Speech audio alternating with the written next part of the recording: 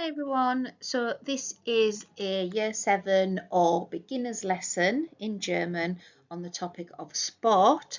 So by the end of this you should be able to say which sports you can play in German and can also use the whole of the verb paradigm of spielen, to play.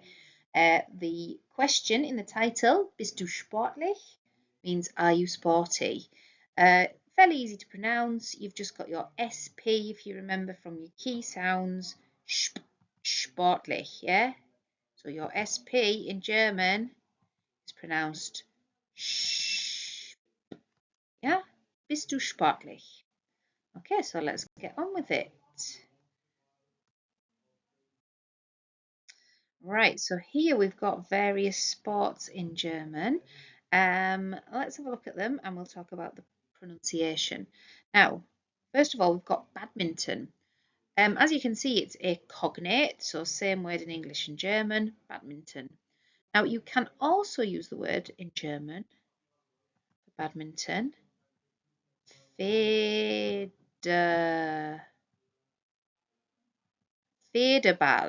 Okay, Federball. Have a think where that word might come from, Federball. Can you think of any tips that I've talked about before to sort of help you guess a word if you were to see an unfamiliar word in an exam or an assessment? It's to do with the D here. What do we do with the D? Okay, so what we said is if you ever see a D in a German word, try and replace it with a T H in English, and it might just give you a clue. It might not always work, but sometimes it will work. So here, if we replace the D with a TH, this looks like featherball, doesn't it? If you think about a shuttlecock that you play with in badminton, probably the more modern ones that you've got in school or in the sports centre, they have a little feather pattern on them. It's made out of plastic these days, but in the very, very olden days, it literally would have been made with feathers. So Federball, we've got badminton, or we've got Federball. Next one here, we've got basketball. Again, looks like a cognate. We've got to remember to say ball rather than ball. Yeah? And we've got Fußball. Remember that this is not a B, it's an SZ. Kind of stands in for two S's. So Fußball is football. What lots of people do when they spell this is because they think the SZ looks like a B, they then forget to put the B of ball, so they end up writing Fußball. So make sure you remember that that is not a B, it's an SZ, and you do need an additional B for the ball. We've then got Wasserball. Now, in English, we don't call this water ball. Can you think of what we call it? The name is water polo, Wasserball. Then we have ice hockey. Again, fairly guessable, but ice spelt E-I-S. Tennis, really easy. Volleyball, again, ball, but looks very similar to the English. We've got Tischtennis, table tennis. And handball. You might not be familiar with the game of handball, but it's quite popular in Germany.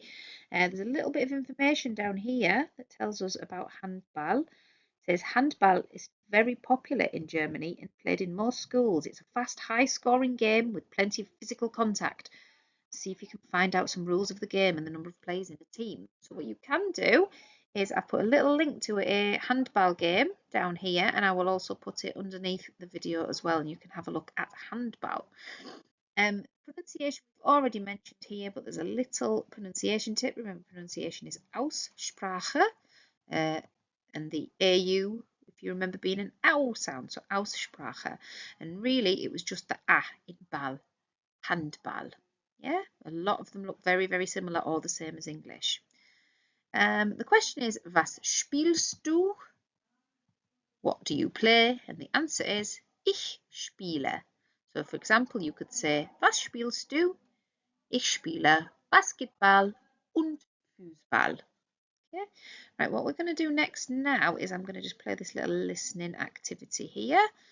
And what you can do is see if you can work out what the people are saying. So it's just 2 letters for each person. You've got an example up here, you can see. So you can see that number 1, they do C and F. C and F. There's C There's F. So they've obviously said that they do football and tennis. Okay, so let's see if we can have a go at this, and then you can wait for the answers and see if you did a good job. Let's see. Kapitel 3 Freizeit. Juhu! Einheit 1. Bist du sportlich? Seite 54. Aufgabe 1. Hör zu. Was passt zusammen? Schreib die richtigen Buchstaben auf. 1. Was spielst du? Ich spiele Fußball und Tennis. Fußball im Winter und Tennis im Sommer. Was spielst du? Ich spiele Fußball und Tennis. Fußball im Winter und Tennis im Sommer. 2. Und du? Was spielst du? Ich spiele Basketball. Du spielst Basketball? Super. Und du? Was spielst du? Ich spiele Basketball. Du spielst Basketball? Super. 3. Ich spiele Tischtennis. Tischtennis ist gut. Ich spiele auch Tischtennis. Ich spiele Tischtennis. Tischtennis ist gut. Ich spiele auch Tischtennis. 4. Was spielst du? Also, ich spiele Volleyball und auch Badminton. Schön, Volleyball und Badminton. Du bist sportlich. Was spielst du? Also, ich spiele Volleyball und auch Badminton. Schön, Volleyball und Badminton. Du bist sportlich. 5. Und du? Was spielst du? Ich spiele Wasserball. Du spielst Wasserball. Das ist ja toll. Und ich spiele auch Eishockey. Eishockey? Cool. Und du? Was spielst du? Ich spiele Wasserball. Du spielst Wasserball. Das ist ja toll. Und ich spiele auch Eishockey. Eishockey? Cool. 6. Spielst du Fußball? Nein, Fußball spiele ich nicht, aber ich spiele Handball. Ich finde es super. Ja, Handball ist gut. Spielst du Fußball? Nein, Fußball spiele ich nicht, aber ich spiele Handball. Ich finde es super. Ja, Handball ist gut. Okay, if you think that was fairly easy, maybe have another listen and see if you can get any extra information out of that. There were some sort of extra opinion words in there, adjectives. They weren't actually all two each time. I hope you noticed that. So let's go through them. So number 1, Nummer 1 was C und F, C and F. And I don't know if you noticed there, but they actually said a little bit of extra information there. They said im Winter und im Sommer. So they said that they played football in winter, and I've forgotten what the other one was, F, and tennis in summer. Pretty obvious really, because they're sort of winter and summer games, aren't they? Right, so number 2 war E, it was B, and I think they also said it was super. So check if you got that one correct, see if you got any extra information, give yourself 2 ticks for that. Number 3, war H or H, and they said that it was gut, so good. And somebody also agreed and said ich auch, so I also play, ich auch. Number 4 war G und A, G and A. And they also mentioned being sportlich, which was in the title, wasn't it? Sporty. Number 5 war D und E, D and E. Really careful with the letter E in German because it sounds like A in English, but it's E. And they said that was cool. Ice hockey is cool. Literally is cool, isn't it? And number 6 war C, so number 6 was C, But actually, they said they didn't spiel that. They didn't play that, but they did play E, which is I. Again, be careful with that because in German, I is pronounced E, so it could be a little bit confusing. And that was super. So well done, gut gemacht, well done. Give yourself a pat on the back if you got that right. And let's move on. Okay, so we've got a little bit of speaking practice here. So you might want to pause and just practice repeating the phrases. So we've got the question, bist du sportlich? Now you can answer, ja, ich bin ziemlich sportlich. So we've done ziemlich before, ziemlich meaning quite. You can see down here it's got one tick, it means quite. But if you're not, you could swap it for sehr, very, or nicht sehr, not very. Okay, so you make that personalized to you, the answer. And then we've got was spielst du? And you can say ich spiele, and this person said tennis, basketball und Fußball. Then we've said und du? Bist du sportlich? And you? Are you sporty? And the other person says nein, ich bin nicht sehr sportlich. Okay, aber. So no, I'm not very sporty, but. Then you could say, but I do play this and this. Okay, you've got a little help box up here to help you. You could practice speaking this to yourself. You could practice recording it. You could practice with a partner if you've got somebody with you. So give it a pause and have a go of that. Okay, we're going to talk about a little bit about grammar today. So we are talking about the verb spielen. Now up to now we've only done a small part of the verb. We've only done the singular part, which is this bit here. Today we're going to do the whole verb paradigm. This is called a paradigm, the whole verb. So in German we have these sections. Ich, du, er, sie, es, wir, ihr, sie, and sie. I'll just go through what these mean. We should know the first few already. So ich means I, du means you, sie, es means he, she, or it. Okay, we should know those ones already. We've done those in previous lessons. Now, moving on to this side, these are the plural ones. So these first ones are the singular. It's just talking about one person, I, you, he, she, or it. These ones are plural. So wir means we. Ihr means you. Now, you might think that's strange, having another you, but I'll explain that in a second. And sie, the first sie, also means you. So I will explain that in a second. And the last one, sie, again, is they. Oh, I've just realised it's much easier if I join up with my writing on there. Right, so let's explain this. So we is pretty self-explanatory, isn't it?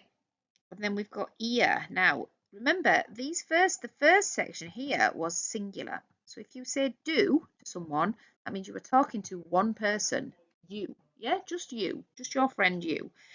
If you say ihr, you might be talking to a group of people who are your friends. So imagine you are in the playground at school, or you are out with your friends somewhere and you wanted to say you.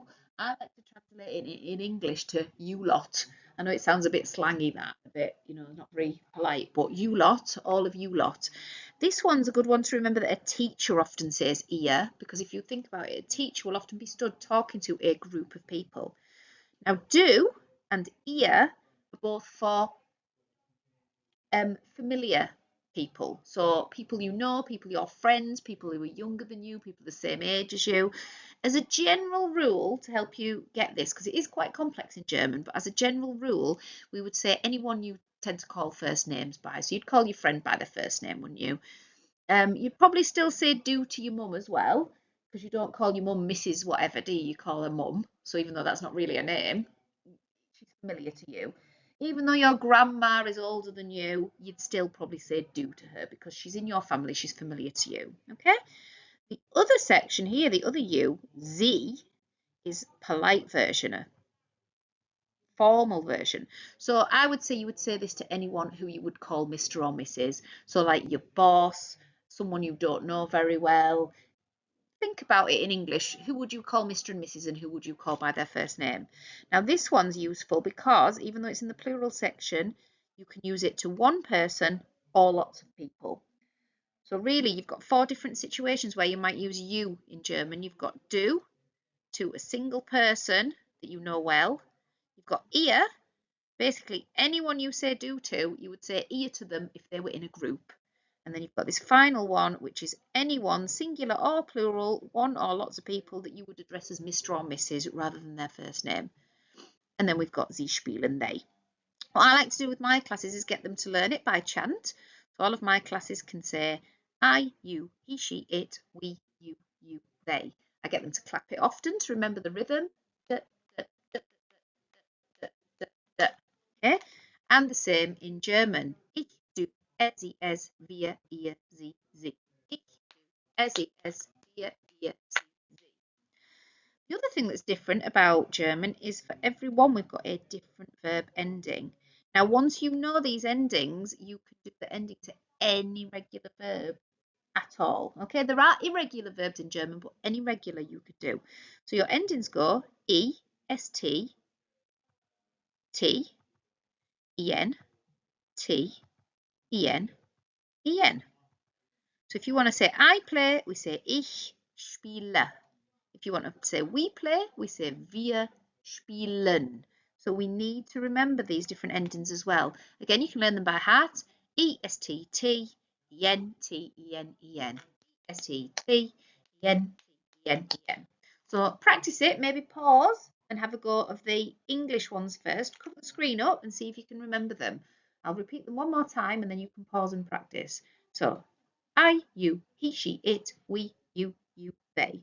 Pause now, hide the screen and see if you can recite that. Okay, let's try the German. Ich, du, sie, es, wir, ihr, sie. Again, pause, hide the screen, see what you can do. And the last one, the endings, E-S-T-T, E-N, T-E-N, E-N. Pause again and see if you can remember them. Okay, keep practicing those until you know them by heart. I'll go quickly into a couple of other verbs just to show you how easy it is. So if you've got another regular verb, let's say the verb machen. Machen means to do. Okay, so machen, regular verb. So all we do to make this correct ending on it, let me get the rubber and I'll show you what we do. So we take the verb in the infinitive form. The infinitive form is the form we find in the dictionary. We rub out, is it going to work, the rubber? Yeah, we rub out the ending and we choose, I can't rub out that N, oh, here we go. Then we choose what we want to say. So for example, I want to say I do. So if I want to say I do, I will add ich at the beginning. Yep. And I will add the E on the end. Yeah, just like I did there. And ich mache now means I do. So again, we can get the rubber and you can rub it out. It's been a bit of a pain to rub out. There we go, rubbing out, and we'll rub that out again. Right, so this time I've got the stem. This is what this part's called, what's left over, the stem. And this time I think I'm going to say you do. Okay, I'm going to be talking to one friend. I'm talking to one friend, I'm going to say do. And if we look down here, ST, du machst. So any regular verb, okay?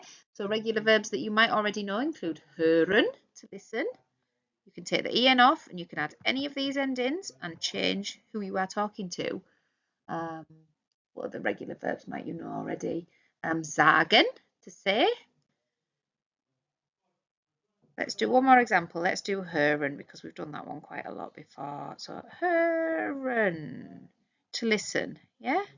So what should we say this time? Shall we say we listen? So we're doing this one here, we listen. So get your rubber, rub the en out. I think because this is joined up, it's going to rub the whole lot out. Oh, it rubbed the R out. Let me put the R back in. Okay, there's the R. So we're going to say we listen. So we're going to say wir, W-I-R. And we're going to say hören. And that now means we listen, just like that. So really easy. Any regular verb now that you learn, you can actually apply these rules to and know how to say it to all these different people. Okay, so we're going to practice on the next page. Let's move on. Okay, so let's practice what we just learned on the previous slide. These are all in order, so it should be really, really easy. I've just realised there's another verb I forgot to mention. Wohnen, to live. That's another regular verb, so you can do the same things with it. So we'll do number 1 together, and then you can see if you can do the rest. So number 1 goes ich, and if you remember, the ending for that is I. Ich spiele. So we've learnt this by heart so far, hopefully. Ich, du, sie, es, wir, ihr, sie, sie. Okay, so pause now and see if you can remember, without looking at your notes, what we wrote before. Okay, let's go for the answers. So it went, du spielst, sie, es spielt, wir spielen, that's an E there, ihr spielt, sie spielen, and sie spielen.